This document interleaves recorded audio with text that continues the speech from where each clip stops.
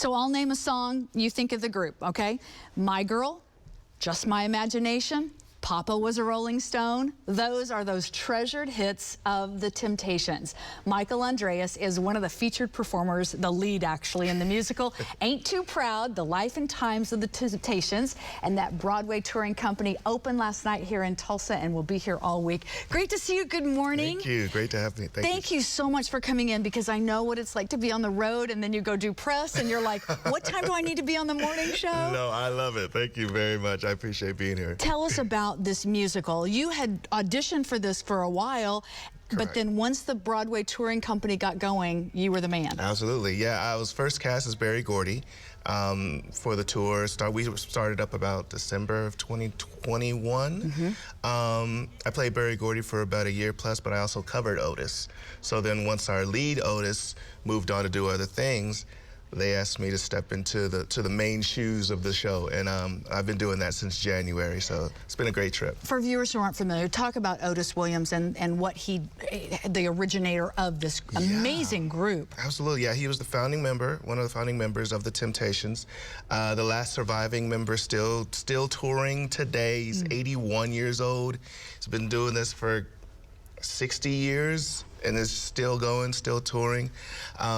It's such an honor to portray him. You know, we really get to go through his whole life, essentially, from founding the group, you know, in high school, all the way through until they were the #1 group in the nation. So, yeah, getting to tell that story from beginning to end every night, it's beyond words. And I've met him, you know, several times as well. So is that harder? Like, once you know somebody, do you feel like I'm more obligated to be true to who he is? I mean, it's a responsibility for sure, but I think meeting him is great because you get to pick up on things that you might not have. Like, you can watch and you kind of see some of the mannerisms and just the way the person carries themselves.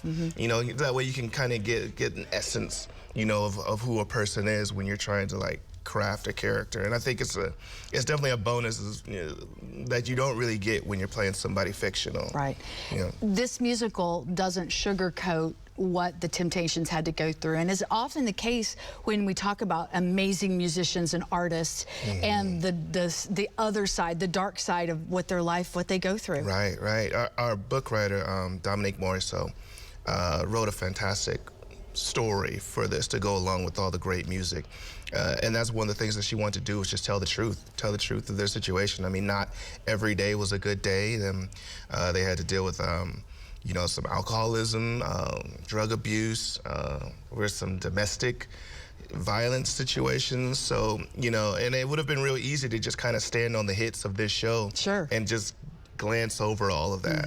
But I think the willingness of Otis and Dominique and all of the creators involved with this to really get into the weeds of it and tell the actual truth of what this group went through to get where they were. And that's kind of the theme of the show, is like, we kind of asked the audience, like, do you think it was worth it? Like, you know, all of the struggles that they went through, was it worth it for them to get to where they eventually got to? So, and we don't answer the question. Right, we leave just it put it in there and let you decide for yourself. But don't you think, though, sometimes the pain, the heartache, that desire to be more has to come from sometimes from that pain? Absolutely, and I think that's sometimes a driving force between you getting such great music. You know, a lot of that, unfortunately, is born out of suffering. You know. And Otis and his willingness to continue on with this no matter what. You know, it would have been real easy once you lose a David Ruffin, you know, as your lead singer, to just kind of fold it all up and say, well, we had to try something else. We had a good, exactly. When you lose somebody that's as talented as that, but he was determined to keep this group going. It was a calling for him. So he would just find the next person that he felt fit their mold, and keep it rolling. So that's great. This is a 2.5-hour show, and you're on stage for how long?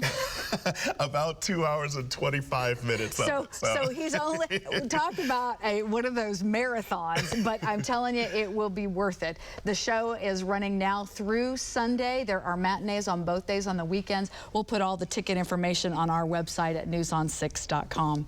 So good to meet you. Yes, I'm going to do everything. I missed last night's opening performance, but I'm going to do everything I can to come one of these other days, because when I just name those songs, I can hear them in my head. Yes. You probably even sleep, but you're like, oh, please turn this off. I hear at the grocery store. Yeah. I'm like, oh, here we go again. No, I love it. I never get tired. I'm sure you do. Thanks so much. Great to meet you. Thank you. All right, it's 9:49. We're going to take a break. A Tulsa man on a mission to spread love across the state.